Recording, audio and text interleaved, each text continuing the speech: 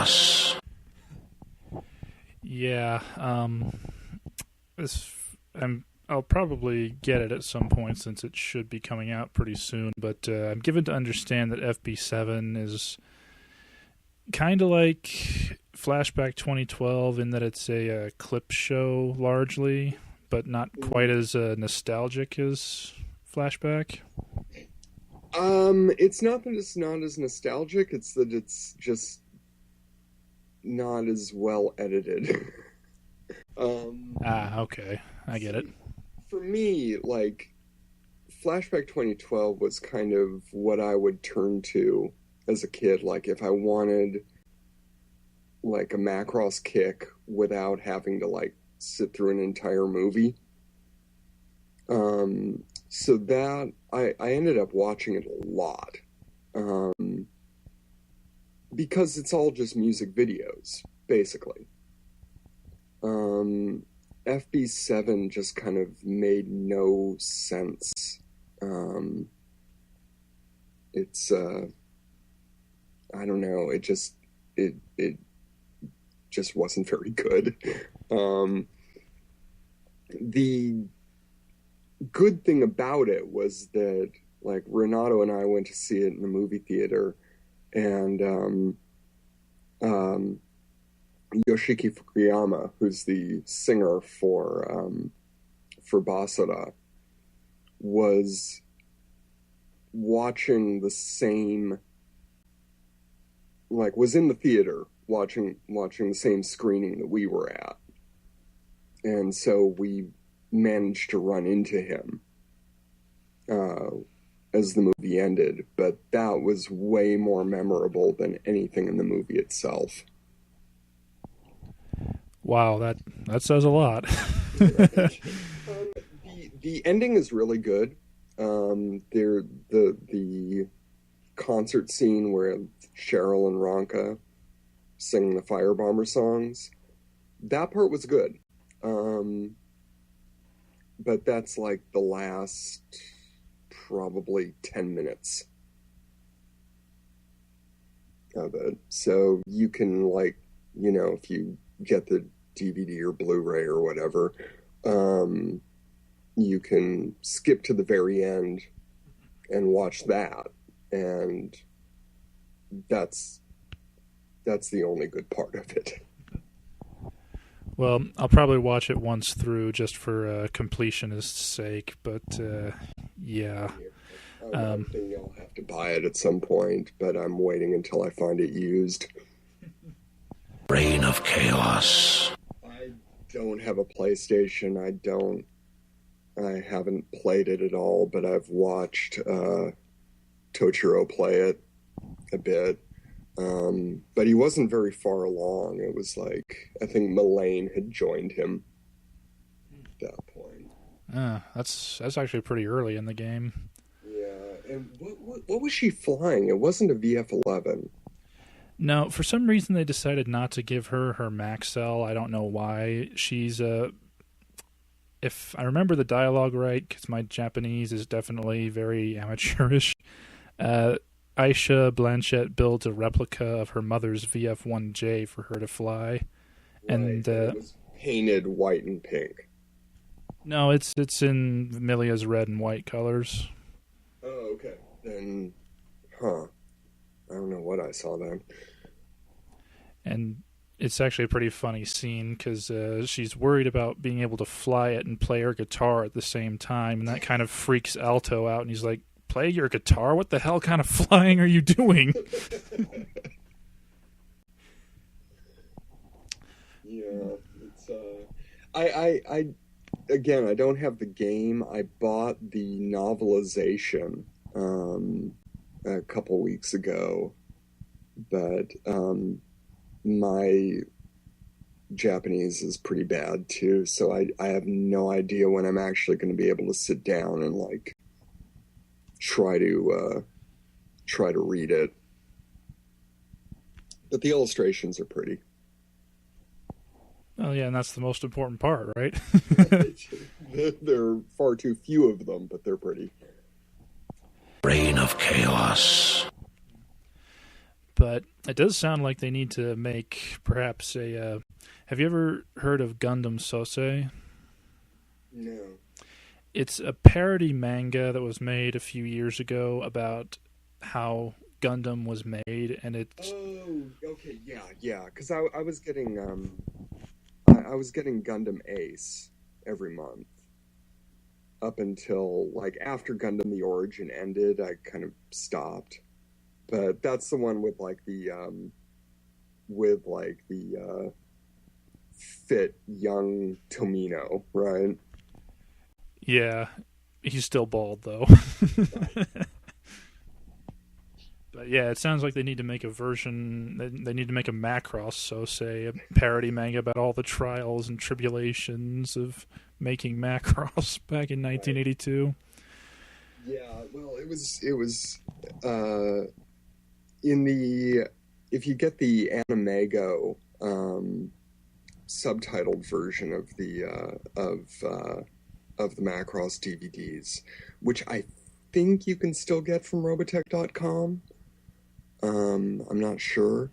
The last two episodes have kind of an Easter egg where if you switch the audio and switch the subtitles, it's an interview with the late Noboru Ishiguro about making Macross, and he said that one of the big problems was that Ichiro Itano, who was never really fully satisfied with his own work,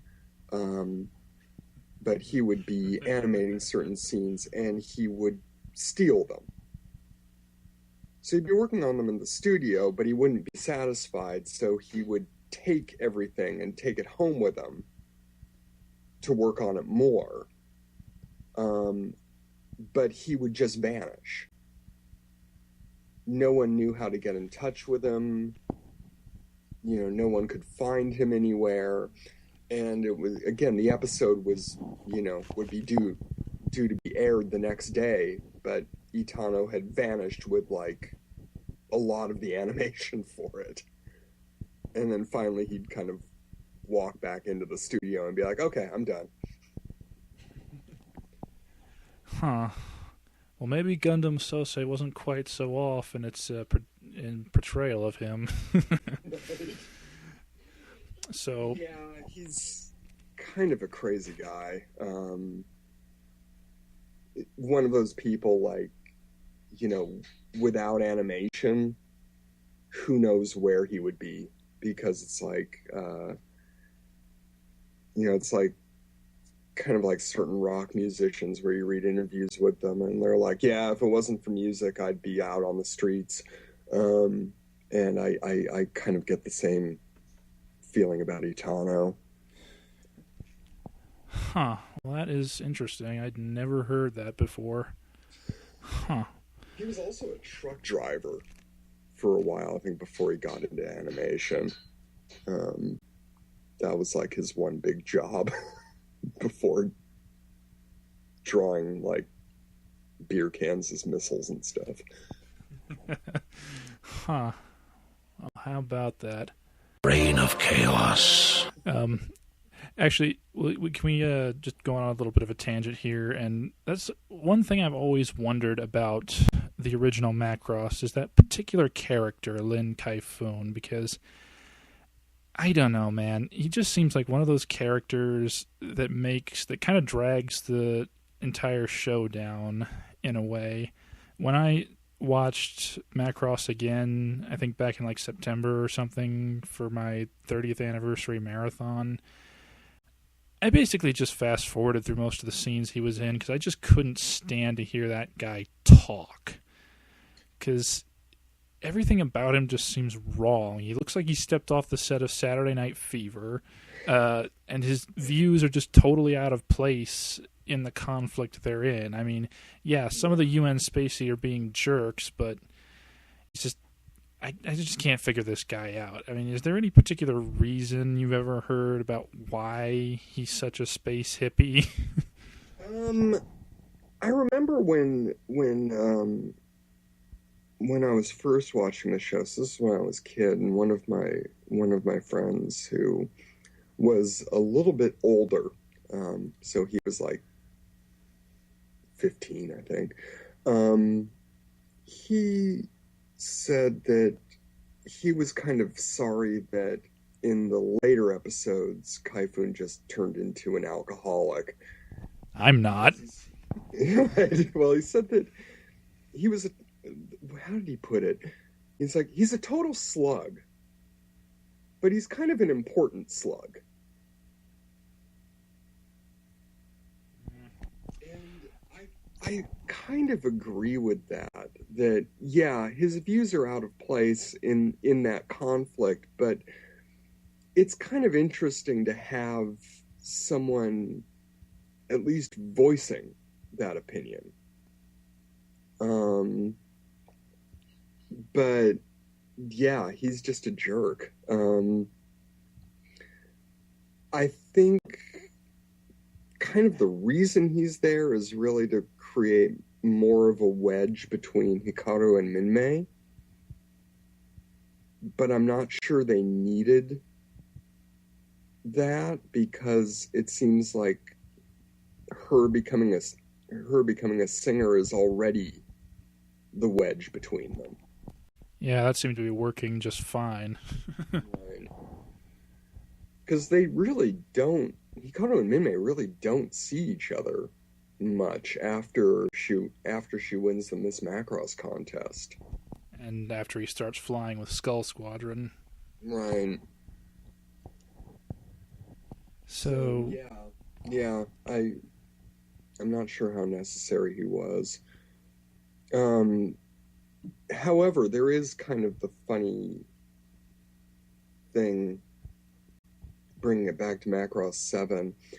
Have you ever heard the Firebomber American album? English Fire? Actually, yes, I have. Some unscrupulous individuals have posted a few tracks up on YouTube, and I have listened to a few snippets here and there because I really just cannot stand to listen to a whole song. And yeah, I know where you're going with this, because it's that Kaifun ends up as the manager of this rip-off band on Macross 11 fleet, and I have to admit I am particularly pleased with that fate, because I'm like, you know what, dude, that is exactly what you deserve. So being a producer for some rip-off band on some little fleet that no one cares about. Yeah, of course it does. It does depend on which version of Kaifun we're talking about, the TV series version or the movie series version, which didn't seem to be so uptight and a douchebag. But I like to think it's the TV. Yeah, and so I like to think it's the TV series version getting his richly deserved just desserts. Yeah. However, you know who the voice actor is. The Japanese one? I'm not sure. It's Captain Bright. Seriously? Yes. Captain Bright was the voice of that guy? Yes. Oh, poor Bright. Oh, dear. Yellow in Mospeada. Well, I haven't seen Mospeada, so I don't have any frame of reference for that. Yeah, it's Yellow is the transvestite singer in that. It's not a bad show. It's on par with most 80s mecha shows. It's not great, but not terrible either. Reign of Chaos. Which is probably why, or maybe a possible reason why they made FB7 the way it is.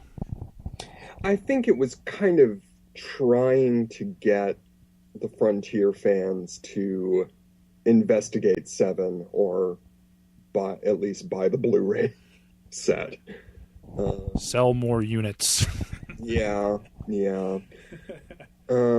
I guess we should get into that because that's related too. But I mean, I know you haven't seen it because it's not the DVD and Blu-ray isn't out yet, but prepare for disappointment. Yeah. Well, I was actually going to do a separate segment. Reign of Chaos. Oh, and that's something I wanted to mention about Dynamite 7. When the VF-19P, which is white, turns red because the space whale... What did you think the space whale was doing to it? Spitting on it? Bleeding on it? What? I think the first time I saw Dynamite 7, I did think it was blood, because I think just before that it had gotten hit by the reaction warhead or by one of Graham's harpoons or something like that. So yeah, I thought it was blood, yes, but I have heard alternative explanations in other quarters. No one knew what it was until Macross Chronicle came out, and this was like 2009. So for like 12 years. Now maybe there are Macross Dynamite 7. There's a novelization of it, so maybe it was in there. But the Western fandom at large did not know until Macross Chronicle came out and Renato explained what it said, that, yeah, it's pollen. And anyone who knows anything about biology knows that pollen is a kind of, how shall we say, fertilizing agent. Yes, so that basically the space whale came all over Basra. Yeah. Perhaps it's just another one of those Macross things you're just not supposed to think about too much. Again, the Destroy All podcasts, when they did Macross 7, they were talking about how Firebomber basically gives civil space orgasms. And yeah, pretty much. I mean, you can't... space orgasms, too. Yeah, you really can't mistake Civil's acting in that for much of anything else. And I think if you watch the series for Civil, in the credits at the end, it gives her a question mark for the voice actress. But I'm like 99% sure it's the same voice actress as the Flower Girl. Well, I mean, and Civil really doesn't say all that much until like near the end of the show. Most of it. More than Flower Girl does. Yeah, that's true. Even if it is limited to Bad Spiritia, Anima Spiritia.